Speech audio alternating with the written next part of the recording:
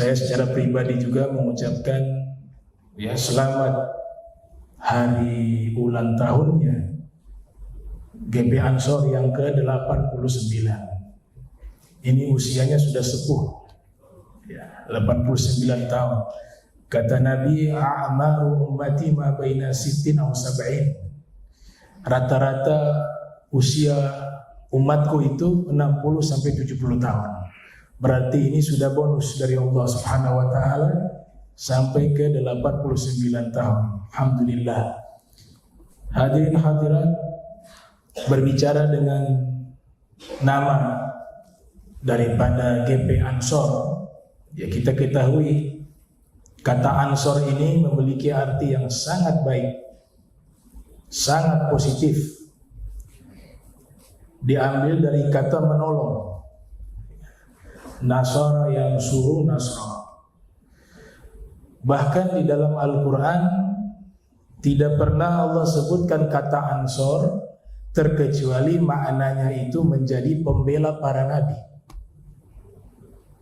Kita lihat ketika menceritakan Nabi Isa, di situ dinyatakan qala al-hawariyun nahnu ansarullah. Al-Hawariyun ini adalah sahabat-sahabat, murid-murid dari Nabi Isa. Jadi zaman dahulu definisi para sahabat sebelum diutusnya Nabi kita Muhammad sallallahu alaihi wasallam, istilahnya bukan sahabat Nabi, tapi istilahnya adalah Hawariyun. Mereka adalah sahabat-sahabat Nabi-Nabi terdahulu. Nanti setelah diutusnya Nabi tercinta, Nabi kita Muhammad sallallahu alaihi wasallam, maka istilahnya diganti dengan sahabat. Nah, itu dijelaskan oleh ulama Nusantara, yaitu Syekh Nawawi Al-Bantani dalam kitab Kasyifatus Sajah. Arti lainnya juga, kata Ansor ini dinisbatkan kepada orang-orang Madinah yang dahulu dikenal dengan Yathrib. Al-Hafiz Ibnu Hajar Al-Asqalani yang lahir tahun 773 Hijriah, wafat 852 Hijriah, di dalam kitab Fathul Bari, beliau menjelaskan bahwa Nabi yang mengganti nama Yathrib berubah menjadi nama Madinah. Karena Yathrib memiliki arti yang kurang baik. Walaupun di dalam kitab Mu'jamul Buldan yang ditulis oleh Syekh Yaqut Al-Hamawi mengatakan Yathrib itu nama salah satu orang yang pertama kali tinggal di wilayah tersebut, maka dinamakan dengan namanya Yathrib. Tapi secara etimologi memiliki makna kehinaan. Nah, sehingga Nabi punya kebiasaan seluruh nama yang memiliki arti yang tidak baik dirubah oleh Nabi dengan nama yang memiliki arti yang baik. Jadi ini sangat penting bagi kita umat Islam, menamakan segala sesuatu harus tahu maknanya, harus tahu artinya. Karena peribahasa di agama kita, nama adalah doa. Sedangkan peribahasa dari barat, apa arti sebuah nama? Ini kontradiktif ya. Nama adalah doa. Kenapa nama adalah doa? Karena Nabi sendiri yang mengatakan di dalam hadis riwayat Abu Dawud yang lahir tahun 202 Hijriah, wafat 275 Hijriah, dalam sunannya, ahsinu asma'akum fa inna asma'akum tud'auna yaumal qiyamah. Perbaguslah nama-nama kalian karena nama kalian akan dipanggil di hari kiamat. Jadi perintah Nabi untuk kita memberikan nama dengan arti yang baik. Karena Yathrib artinya kehinaan, maka Rasul menggantinya dengan nama Madinah, kota yang berperadaban. Sampai sekarang digunakan nama tersebut. Bahkan As-Said As-Samahudi menulis kitab khusus berjudul Wafa'ul Wafa bi Madinati Daril Mustafa, yang menjelaskan nama kota tersebut Al-Madinah, artinya kota yang berperadaban, ditambah di belakang cahaya Al-Munawwarah, yang bercahaya atau yang diberikan cahaya. Yang dimaksudkan yang diberikan cahaya di situ adanya Nabi kita Muhammad sallallahu alaihi wasallam.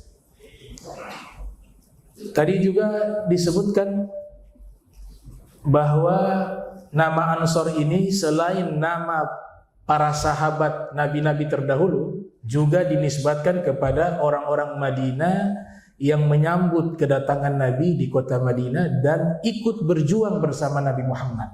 Disebut dengan kaum Ansor. Was-sabiqunal awwalun minal muhajirina wal ansor. Nah, ini berarti namanya sudah sangat indah, sudah sangat baik, yaitu yang berarti pembela atau penolong. Kemudian slogan tadi mengatakan aswaja. Nah, ini lebih penting lagi. Aswaja ini istilah yang merujuk kepada 3 aspek. Jadi 3 aspek ini kalau kurang tidak disebut aswaja. Yang pertama aqidatan, dari sisi akidah, keyakinan, keimanan, atau disebut dengan bahasa akademisi teologi. Yang disebut ahlu sunnah wal jamaah atau diistilahkan aswaja, akidahnya yang harus kita merujuk kepada 2 mazhab yang masih eksis sampai sekarang. Yang pertama adalah al-aqidatu al-asy'ariyah, nisbat kepada Abul Hasan al-Asy'ari yang lahir tahun 260 Hijriah, wafat 324 Hijriah. Para kiai-kiai terdahulu sampai saat ini juga tidak pernah lepas dari akidah ini. Yang kedua, akidah disebut dengan mazhab al-aqidatu al-maturidiyah. Ulama yang bernama Abu Mansur al-Maturidi yang menulis kitab Tauhid abad ke-3 Hijriah menjadi salah satu tokoh ulama yang membangun mazhab akidah yang diterima oleh ulama salafan wa khalafan.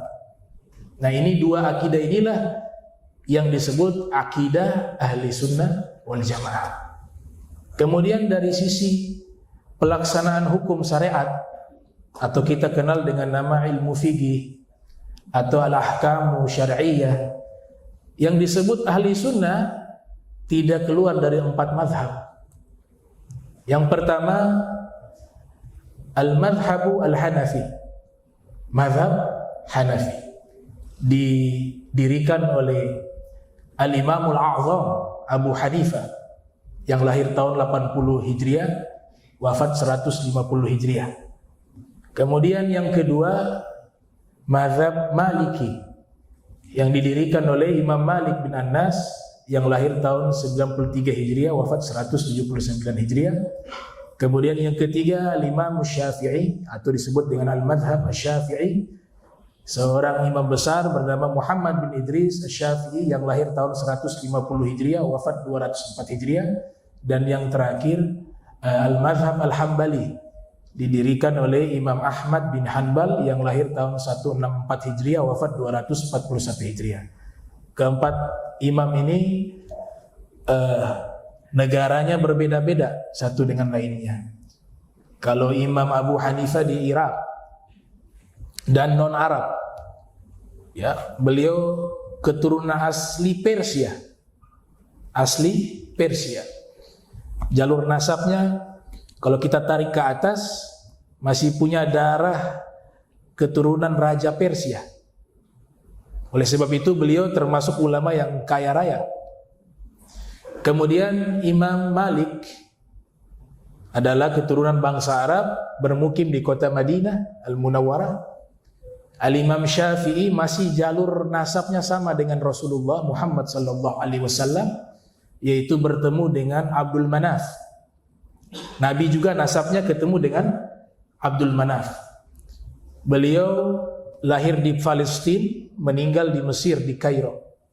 Kemudian yang keempat Imam Ahmad bin Hanbal, menurut Dr. Khalil dalam kitab Atlas Hadis beliau, itu ada sebagian ulama meyakini bahwa Imam Ahmad ini adalah orang yang tinggal di wilayah Rusia kalau di zaman kita, di kota Marv.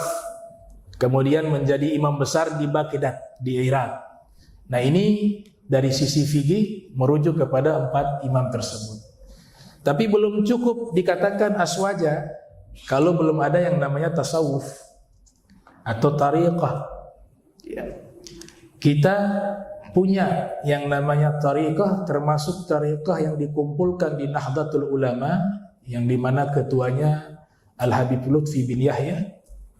Di situ banyak sekali tariqah-tariqah, bahkan di Maluku Utara ini termasuk wilayah yang paling banyak tariqah. Ada tariqah Sammaniyah, ada tariqah Qadiriyah, ada tariqah Naqsyabandiyah, dan masih banyak tariqah-tariqah yang berkembang di Maluku Utara. Karena di zaman dahulu kesultanan-kesultanan itu pasti punya mufti. Bukan hanya dulu, sampai sekarang masih ada. Kalau di saat ini yang menjadi mufti di 4 kesultanan yang ada di Maluku Kieraha, Sultanan Ternate, Tidore, Bacan, Jailolo, yaitu Abuya Al-Habib Abu Bakar bin Hasan Al-Attas Az-Zabidi, menjadi mufti 4 kesultanan. Yang terdahulu juga begitu, tidak pernah kosong daripada mufti. Jadi kesultanan ini yang ada di Maluku Utara adalah benteng akidah Ahli Sunnah wal Jamaah. Karena mufti-muftinya semuanya berakidah Ahli Sunnah wal Jamaah, Asy'ari dan Maturidi. Maturidi ini kebanyakan di India dan sekitarnya. Orang yang bermadzhab Hanafi, Maturidi. Kalau Syafi'i kebanyakan Asy'ari. Kemudian tarekat juga ada tarekat Naqsyabandiyah, Qadiriyah, dan beberapa tarekat lain, Ba'alwi atau Alawiyah dan seterusnya. Nah, semua itu berkembang di kesultanan sampai sekarang masih eksis dan masih dibaca kitab-kitab mereka. Nah, kiblatnya juga kepada tasawuf akhlaki dan tasawuf falsafi. Ya, di Maluku Utara ini banyak juga tasawuf falsafi yang kiblatnya kepada Ibnu Arabi. Ya, yang memang untuk kalangan orang awam nggak bisa untuk dipelajari. Ya, itu pengalaman spiritual, bukan teoritis ilmu, sehingga tidak bisa diakademisikan ilmu tersebut. Itu juga berkembang banyak di Maluku Utara.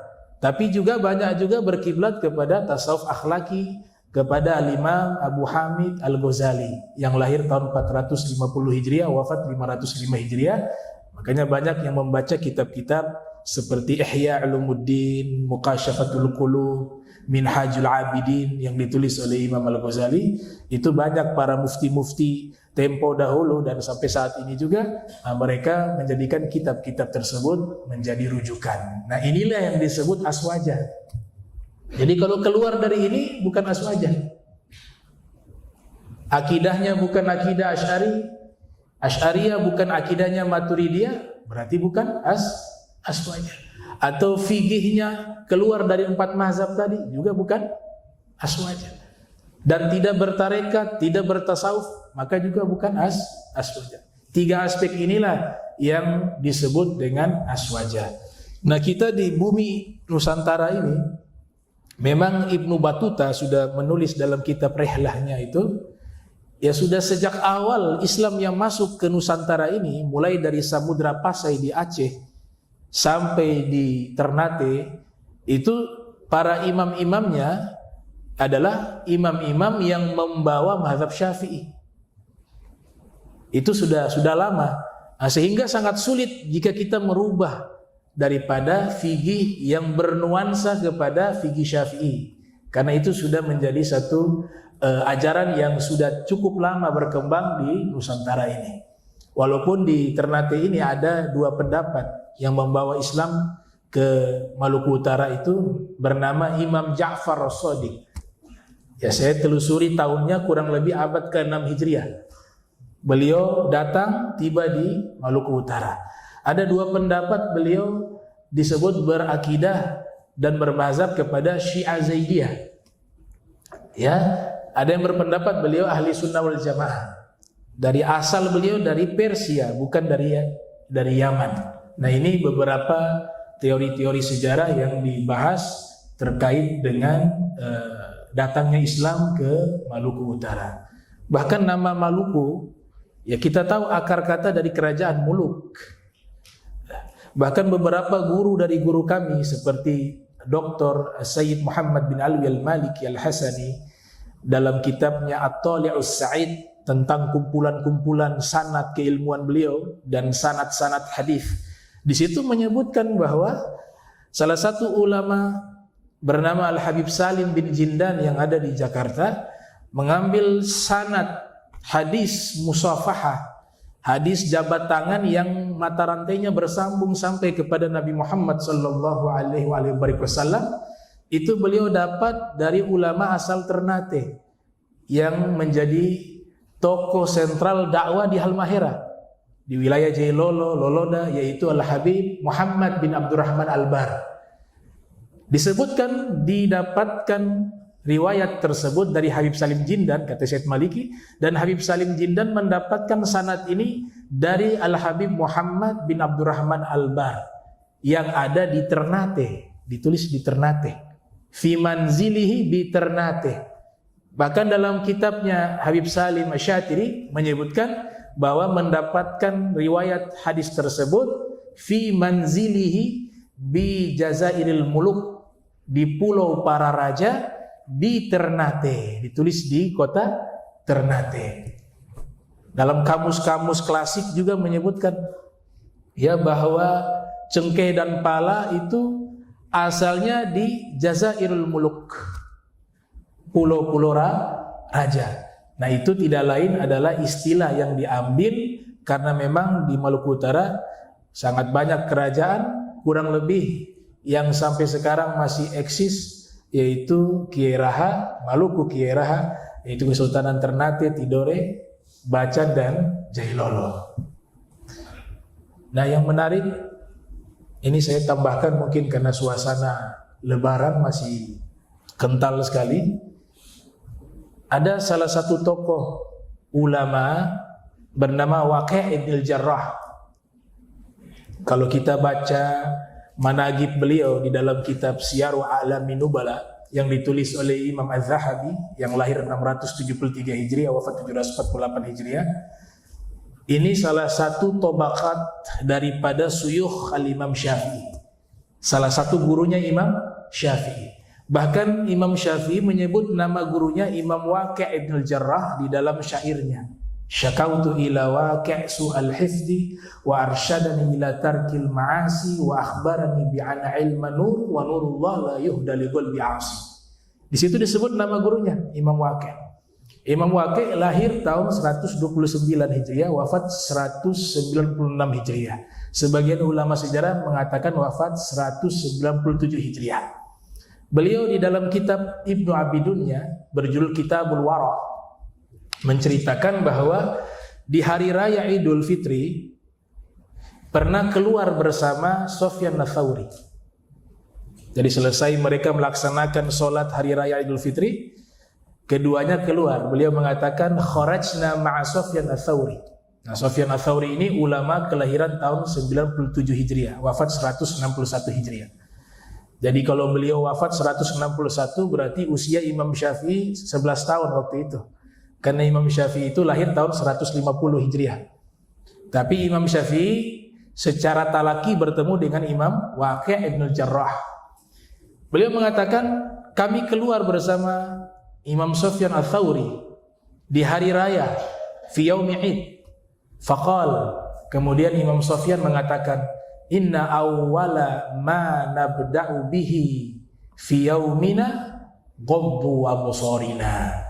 Awal permulaan hari raya kami, yaitu kami memulai dengan menutup mata kami dengan melihat yang haram. Sekarang ini di handphone kita sangat mudah kita melihat sesuatu yang haram. Kita sudah susah payah puasa 30 hari di bulan suci Ramadan, kemudian ditutup dengan Idul Fitr, kembali suci. Nah, awal daripada kembali suci ini, kata Sufyan Ats-Tsauri, kita mulai dengan apa? Menjaga mata kita melihat dari yang haram. Itulah hakikat hari raya yang sesungguhnya, menjaga kesucian diri, menjaga kebersihan diri, baik yang hissian ataupun yang ma'nawiyah, yang konkret maupun yang makna. Secara fisik kita bersih hari raya, bahkan kita membeli pakaian baru, kita menggunakan parfum yang mahal, kita menggunakan sepatu yang baru. Ini bersih secara fisik. Tapi substansi hari raya yang sesungguhnya tidak hanya terbatas bersih, suci secara fisik, tapi juga secara ruhani, secara qalb, kebersihan hati, tanzihul qalbi minadz dzunub. Maka inilah yang diawali oleh Sufyan Ats-Tsauri. Di hari raya ini kami awali dengan menjaga mata kami. Sebagaimana firman Allah Subhanahu wa taala, "Qul lil mu'minin yaghuddu min absarihim wa yahfadhu furujahum." Katakanlah kepada orang-orang beriman, jagalah pandangan mata mereka dan kemaluan mereka. Dzalika adzka lahum. Itu lebih suci bagi mereka. Jadi ini yang pertama. Kita berada di awal-awal daripada proses perjalanan dari suci karena sudah berpuasa. Idul Fitri kembali menjadi suci di bulan Syawal ini. Kita jaga eksistensi kesucian kita ini dengan tidak melakukan pelanggaran-pelanggaran. Itulah pendidikan daripada ibadah puasa yang sesungguhnya. La'allakum tattaqun, agar kalian bertakwa. Sayyidina Ali bin Abi Thalib, beliau mengatakan hakikat hari raya itu adalah ketaatan dan tidak bermaksiat kepada Allah. Ketika beliau didatangi oleh salah satu muridnya mengatakan, "Wahai imam, hari ini hari raya Idul Fitr." Beliau mengatakan, "Al-yawma lana 'id wa ghadan lana 'id wa kulla yawmin la na'si Allah ta'ala fi fa huwa lana 'id." Hari ini bagi kami hari raya. Besok juga hari raya bagi kami. Dan setiap hari yang kami tidak bermaksiat kepada Allah di hari tersebut, itulah hari raya bagi kami. Berarti substansi hari raya adalah ketaatan dan kepatuhan kepada Allah Subhanahu wa taala. Adapun ibadah puasa hanya media yang mengantarkan diri kita untuk mencapai tujuan sesungguhnya yang disebut dengan istilah la'allakum tattaqun, agar kalian bertakwa kepada Allah Subhanahu wa taala. Kemudian diceritakan ada obat yang diajarkan oleh salah satu tokoh sufi bernama Ibrahim bin Adham. Ini salah satu sufi yang nasihat-nasihatnya diterima oleh kalangan ahli hadis dan kalangan ahli sufi. Yahya bin Ma'in mengatakan bahwa beliau adalah seorang thiqatun wa adlun, seorang yang terpercaya riwayatnya dan orang yang adil. Al-Imam Az-Zahabi yang lahir tahun 673 Hijriah, wafat 748 Hijriah, dalam kitab Syiaru A'lamin Nubala mengatakan beliau adalah al-imamu al-qudwatu al-arif sayyiduz zuhad, seorang imam, seorang arif yang mengenal Allah, al-qudwah dan panutan dan pemimpin orang-orang yang zuhud. Al-Imam Ibnu Hajar Al-Asqalani dalam kitabnya Tahdzibut Tahdzib yang lahir tahun 773 Hijriah, beliau merangkum kitab daripada Al-Mizi yang lahir tahun 654 Hijriah, wafat 742 Hijriah, berjudul Tahdzibul Kamal fi Asma'ir Rijal, yang merangkum kitab daripada ulama bernama Syekh Abdul Ghani Al-Maqdisi yang lahir tahun 541 Hijriah, wafat 600 Hijriah. Kitab ini membahas tentang rijalul hadis, para periwayat hadis, dan sepakat daripada ketiga ulama tersebut bahwa Ibrahim bin Adham adalah salah satu tokoh sufi yang bisa dipercaya riwayatnya dan orang yang adil dan orang yang sangat taat kepada Allah Subhanahu wa taala. Ibnu Qudam Al-Maqdisi yang seumuran dengan Syekh Abdul Ghani Al-Maqdisi, lahir tahun 541 Hijriah, wafat 620 Hijriah, ada menulis satu kitab berjudul Kitabut Tawwabin, kitab orang-orang yang tobat. Jadi biografi para aulia, para sufi yang dahulunya mereka bukan orang baik. Ada di antara mereka perampok, tapi ketika bertobat dengan sungguh-sungguh Allah angkat derajatnya menjadi orang soleh. Ada di antara mereka yang pemabuk, tapi ketika bertobat kepada Allah Ta'ala dengan sungguh-sungguh Allah angkat derajatnya. Dan masih banyak tokoh-tokoh sufi yang dahulunya mereka pendosa, tapi mereka bertobat dengan sungguh-sungguh kepada Allah, Allah angkat derajat mereka. Disebut dalam kitab berjudul Kitabu At-Tawwabin. Dalam kitab tersebut diriwayatkan ja'a rajulun ila al-Imam Ibrahim bin Adham. ada seorang laki-laki datang menemui Imam Ibrahim bin Adham. Dia mengatakan, "Ya Imam Ibrahim bin Adham, inni rajulun musrifun ala nafsi." Saya ini seorang pendosa, senangnya maksiat. Bisa tidak kau berikan nasihat kepada saya? Izni. Maka dijawab, direspon oleh Ibrahim bin Adham, kau suka maksiat? Iya, saya suka maksiat. Baik, kalau kau bisa memenuhi 5 syarat ini, saya berikan izin, silakan kau bermaksiat kepada Allah. Kalau 5 syarat ini kau bisa penuhi. Maka pemuda ini mengatakan, apa itu 5 syarat tersebut? Maka Ibrahim bin Adham mengatakan, al-ula, yang pertama, kalau kau ingin bermaksiat kepada Allah silakan, tapi syarat pertama ini kau penuhi dulu. Idza aradta an ta'si Allah fala ta'kul min rizqihi syai'. Kalau kau ingin bermaksiat kepada Allah, maka jangan kau makan rizkinya Allah sedikit pun. Dia mengatakan, wahai imam, al-arzaq kulluha min indillah. Rizki semua dari Allah. Tidak ada satupun yang kita nikmati saat hidup, melainkan semuanya adalah rizki dari Allah. Oksigen yang kita hirup secara gratis dari Allah. Makanan yang kita makan dari Allah. Minuman yang kita minum dari Allah. Jadi tidak mungkin saya berlepas dari rizkinya Allah. Maka Ibrahim bin Adham mengatakan, kalau engkau sadar semua rizki itu milik Allah yang Allah berikan kepadamu, lantas kenapa engkau berani bermaksiat kepadanya menggunakan nikmatnya? Baik, kalau syarat pertama kau tidak mampu, saya berikan syarat kedua. Yang kedua, idza aradta an ta'si Allah Ta'ala fabhath an ardin laysat lillah wa'sihi hunak. Kalau kau ingin bermaksiat kepada Allah, silakan kau mencari bumi yang bukan milik Allah. Kalau kau dapati bumi yang bukan miliknya Allah, silakan kau bermaksiat di tempat tersebut. Dia mengatakan, wahai imam, innal arda lillah yurithuha may yasha. Bumi ini miliknya Allah. Allah wariskan kepada hamba-hambanya yang ia kehendaki. Kalau memang kau sadar bumi ini milik Allah, lantas kenapa kau berani bermaksiat kepadanya? Padahal tempat yang kau gunakan untuk hidup itu adalah bumi milik Allah Subhanahu wa taala. Syarat yang ketiga, idza aradta an ta'si Allah Ta'ala fabhath an makanin aminin la yaraka Allahu fih. Baik, kalau kau ingin maksiat silakan, tapi syarat ketiga ini kau penuhi. Kau cari tempat yang Allah tidak melihatmu. Dia mengatakan, wahai imam, tidak ada tempat melainkan Allah akan melihat.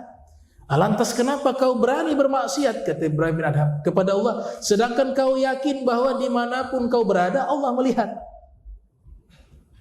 Wa indahu mafatihul ghaib la ya'lamuha illa hu wa ya'lamu ma fil barri wal bahr wa ma tasqutu min waraqatin illa ya'lamuha wa la habbatin fi zulumatil ardi wa la ratbin wa la yabisin illa fi kitabim mubin.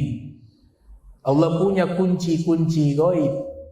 Semua yang ada di alam semesta ini, baik di darat maupun di laut, baik daun yang jatuh sekalipun sehelai atau selembar daun yang gugur dari pohon, baik sesuatu yang kecil seperti biji berada dalam kegelapan bumi, baik sesuatu yang lembab maupun kering, semuanya Allah tahu. Kemudian yang keempat, syarat ketiga kau tidak mampu, saya kasih syarat keempat, kalau bisa kau penuhi, silakan kau bermaksiat kepada Allah. Kata dia, baik, berikan syarat keempat itu. Idza aradta an ta'si Allah wa ja'aka malakul maut faqul lahu akhir qabda ruhi hatta atuba ila Allah. Kalau kau ingin bermaksiat kepada Allah, silakan. Tapi dengan syarat, kalau malaikat pencabut nyawa datang menemui dirimu, katakan kepada malaikat pencabut nyawa, jangan dulu cabut nyawaku, izinkan aku bertobat dulu kepada Allah Ta'ala, baru kau cabut nyawaku. Itu tidak mungkin terjadi.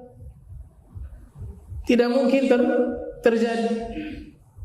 Fa idza jaa ajaluhum la yastakhiruna sa'atan wa la yastaqdimun. Kalau ajal datang tidak bisa diundur dan dimajukan.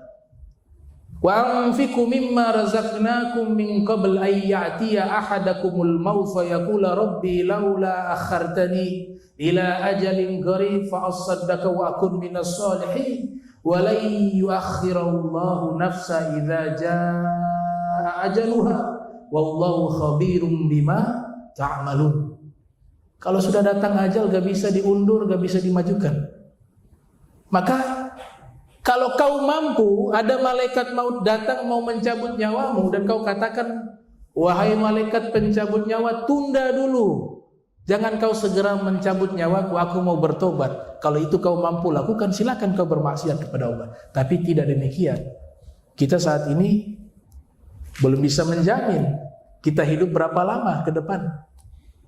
Uwais Al-Qarani mengatakan, saya naik di satu bukit, saya belum bisa menjamin sudah sampai di puncak saya masih hidup. Saya belum bisa menjamin itu. Maka ini pemuda ini berpikir, jadi semua ini tidak bisa saya penuhi syarat-syarat untuk bermaksiat kepada Allah. Baik, yang kelima apa wahai Ibrahim bin Adham? Maka Ibrahim bin Adham mengatakan yang kelima adalah idza aradta an ta'siyallah, jika kau ingin bermaksiat kepada Allah, apabila datang malaikat zabaniyah liyasuquka ilal azab, menyeretmu membawa ke dalam neraka untuk diazab, fala tadhhab ma'hum, kamu jangan pergi bersama mereka. Tak bisa.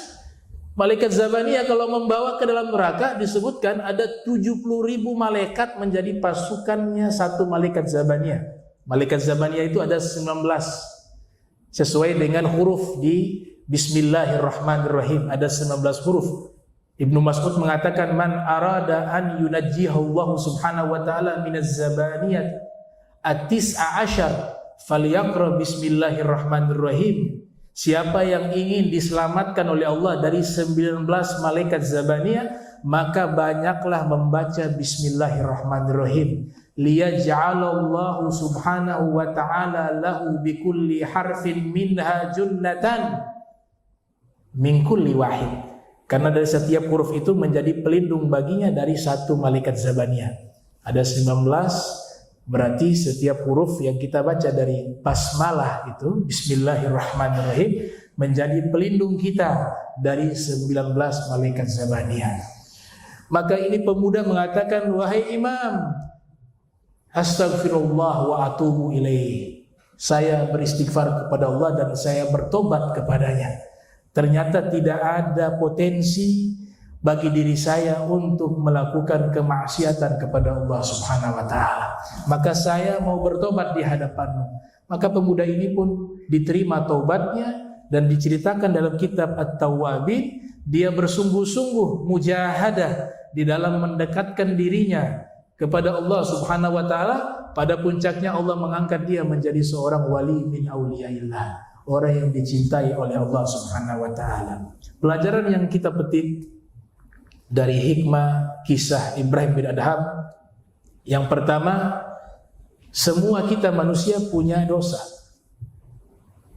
Sehebat apapun kita menjaga diri kita dari dosa, fitrah kita sebagai manusia pasti punya salah. Makanya manusia yang baik itu bukan manusia yang tidak pernah salah, tapi manusia yang baik itu manusia yang ketika dia bersalah, dia memperbaiki kesalahannya dan mengakui kesalahannya. Itulah manusia yang membaik. Al-insan makanul khoto wa nisyan, innama sumyal insan minan nisyan. Manusia tempatnya salah dan tempatnya keliru. Apalagi di masa-masa sekarang, ya kita lihat bagaimana banyak sesama saudara kita, bahkan satu organisasi, bahkan satu akidah saling bermusuhan. Yang A mencela yang B, yang B mencela yang A. Padahal ini kalau punya hati yang bersih, yang kita semua berharap Idul Fitr kembali suci, visi misinya agar menjadi manusia yang hatinya bersih, yang selamat di akhirat, yang hatinya bersih. Kalau sudah bersih hatinya, masalah tidak akan ada. dia dengan besar hati akan mengatakan, saya bersalah, saya minta maaf. Makanya rata-rata orang-orang soleh, para aulia itu paling mudah mengucapkan kata maaf. Sekarang kata maaf itu sangat sulit. Saya yang salah, saya minta maaf. Saya yang banyak kekurangan, saya minta maaf. Allah Ta'ala punya sifat al-afwu, pemaaf.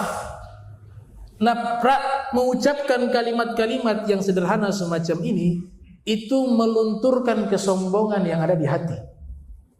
Karena tidak mudah orang mengucapkan maaf di hadapan saudaranya. Nah, ketika hati ini bersih, semua masalah akan hilang. Karena tidak akan ada kata-kata yang menyinggung saudaranya. Dia akan menjaga lisannya. Karena hati ini, dia adalah kata yang sebenarnya. Lidah itu menerjemahkan isi hati. Innal kalama la fil fuadi wa innama ju'ilal lisanu 'alal fuadi dalila. Ucapan yang sesungguhnya itu adalah ucapan yang ada dalam hati. Adapun lidah hanya menerjemahkan isi hati. Nah, sehingga ketika hati bersih, yang diucapkan adalah sesuatu yang indah, sesuatu yang baik, sesuatu yang membawa kemaslahatan. Kemudian kalau hatinya bersih, dia akan mencintai seluruh makhluknya Allah. Saya kutip dari kitab Nahjah atau Nahjul Balaghah Amirul Mukminin Al-Imam Ali bin Abi Thalib, dan ini ucapan masuk ke dalam PBB. Ucapan ini kelasnya kelas internasional. Sayyidina Ali ribuan tahun yang lalu mengatakan apa? Bahwa an-nas sinfan, manusia itu ada dua kriteria. Ada dua tipe. Imma akhun laka fid din. Yang pertama, saudaramu di dalam agama. Kita diikat sebagai saudara dalam keimanan. Kunu ibadallah ikhwana. Jadilah kalian hamba-hamba Allah yang bersaudara. Ini persaudaraan tertinggi. Ukhuwah al-islamiyah. Kemudian setelah itu al-ukhuwah al-wataniyah. Persaudaraan di atas negara. Kita satu bangsa, yaitu Indonesia. Itu harus diikat persaudaraan tersebut. Kemudian yang ketiga, al-ukhuwah al-insaniyah, persaudaraan secara kemanusiaan.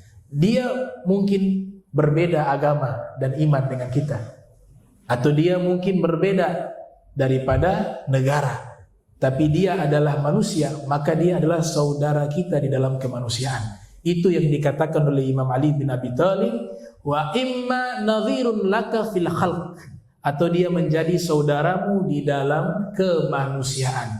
Ini bahasa-bahasa hikmah yang sangat tinggi. Ya, dan memang ini ajarannya Nabi kita Muhammad sallallahu alaihi wasallam. Terakhir yang ingin saya sampaikan, mungkin sebagai penutup, orang ketika sudah bermanhaj ahli sunnah wal jamaah secara total, pasti dia tawassut, moderat. Dari seluruh aspek pasti moderat. Dari pemikiran, tidak ekstrim kanan, tidak ekstrim kiri. Dari ucapan, tidak ekstrim kanan, tidak ekstrim kiri. Dari perilaku juga, tidak ekstrim kanan, tidak ekstrim kiri. Kalau bermanhaj ahli sunnah wal jamaah yang benar, pasti seperti itu. Coba kita lihat bagaimana Nabi menyatakan lewat firman. Allah Subhanahu wa taala menyatakan wa ja'alnakum ummatan wasata. Kami jadikan kalian umat yang moderat, yang di tengah-tengah. Keluar kaidah khairul umur awsatuha. Sebaik-baiknya perkara yang di tengah. Nah, itu ciri-ciri aswaja yang sesungguhnya. Dia tawassut, moderat. Kemudian sosialnya sangat tinggi. Ya, kita lihat para sufi, kita kan nisbat aswaja. Aswaja itu bertarekat. Aswaja itu cinta kepada ilmu tasawuf. Antum tahu ilmu tasawuf, para imam-imam terdahulu seperti At-Tariqah Ar-Rifa'iyah, imamnya namanya Imam Ahmad Ar-Rifa'i, punya jiwa sosial dan kasih sayang bukan hanya kepada makhluk, bahkan anjing sekalipun, mohon maaf, hewan yang dianggap najis mughalladha, kasih sayang itu dia berikan kepada hewan yang dianggap najis berat. Itu diceritakan dalam kitab manaqib beliau. Beliau berjalan dengan murid-muridnya. Sampai di satu jalan, di situ ada seekor anjing yang sudah sakit. Seluruh tubuhnya penuh dengan luka. Orang jangankan mendekat kepada anjing tersebut, lihat saja jijik. Tapi ini seorang imam besar, Sayyidi Ahmad Ar-Rifai, dia perintahkan murid-muridnya jalan duluan, kemudian beliau membuat tenda di samping anjing tersebut. Dibuat 2 tenda, tenda pertama untuknya, tenda kedua untuk seekor anjing yang sakit tersebut. Apa yang dilakukan? Ternyata dia buat agenda jadwal rutin. Setiap hari dia datangi anjing tersebut, dia obati luka-lukanya, dia berikan makan dan minum hingga puluhan hari sampai anjing itu sembuh dari penyakitnya, baru dia lepaskan di tempat yang dimana anjing itu bisa hidup. Ini lihat bagaimana kasih sayangnya sampai kepada hewan. Nah inilah akidah Ahlussunnah wal Jamaah yang sesungguhnya. Kalau sama hewan saja punya kasih sayang demikian, bagaimana dengan manusia? Dan yang seperti inilah yang dicintai oleh Tuhan. Tuhan punya sifat yang paling utama yang kita baca setiap membuka kitab suci Al-Quran. Apa itu? Bismillahirrahmanirrahim. Dengan menyebut nama Allah yang maha pengasih lagi maha penyayang. Ini hukumnya di surat Fatihah wajib dibaca. Di surat-surat yang lain sunnah. Hanya ada satu surat yang tidak dibaca basmalah, hukumnya makruh, surat Bara'ah. Kenapa? Karena isinya aturan peperangan. Ya, gak mungkin di situ aturan peperangan, jihad, dan turunnya memang lagi perang. Sehingga tidak disunnahkan membaca basmalah di awal, tapi di pertengahan tetap disunnahkan membaca. Untuk kita baca basmalah. Di hadis Nabi juga, para ulama hadis mengistilahkan Bismillahirrahmanirrahimnya hadis itu adalah hadis tersebut. Namanya musalsal awaliyah. Irhamu man fil ard yarhamkum man fis sama. Sayangilah segala sesuatu yang ada di bumi, niscaya yang di langit akan menyayangi kalian. Inilah substansi ajaran Islam. Terhimpun dalam satu ayat, wa ma arsalnaka illa rahmatan lil alamin. Tidaklah kami mengutus dirimu melainkan sebagai simbol kasih sayangnya Allah untuk alam semesta. Kalau alam semesta bukan hanya manusia, bukan hanya hewan, bahkan lingkungan masuk alam semesta harus kita berikan rahmat. Tumbuh-tumbuhan harus diberikan rahmat, lingkungan harus diberikan rahmat. Seluruhnya dapat rahmat daripada ajaran Nabi kita Muhammad sallallahu alaihi wasallam yang disebut dengan rahmatan lil alamin. Takhallaqu bi akhlaqir rahman. Berakhlaklah kalian dengan akhlak sang penyayang Allah Subhanahu wa taala. Mungkin itu yang bisa saya sampaikan. Mudah-mudahan bisa kita petik hikmah, terlebih khusus bagi saya Al-Fakir secara pribadi, untuk bisa terus memperbaiki diri. Ya, kita jangan sibuk memperbaiki orang lain.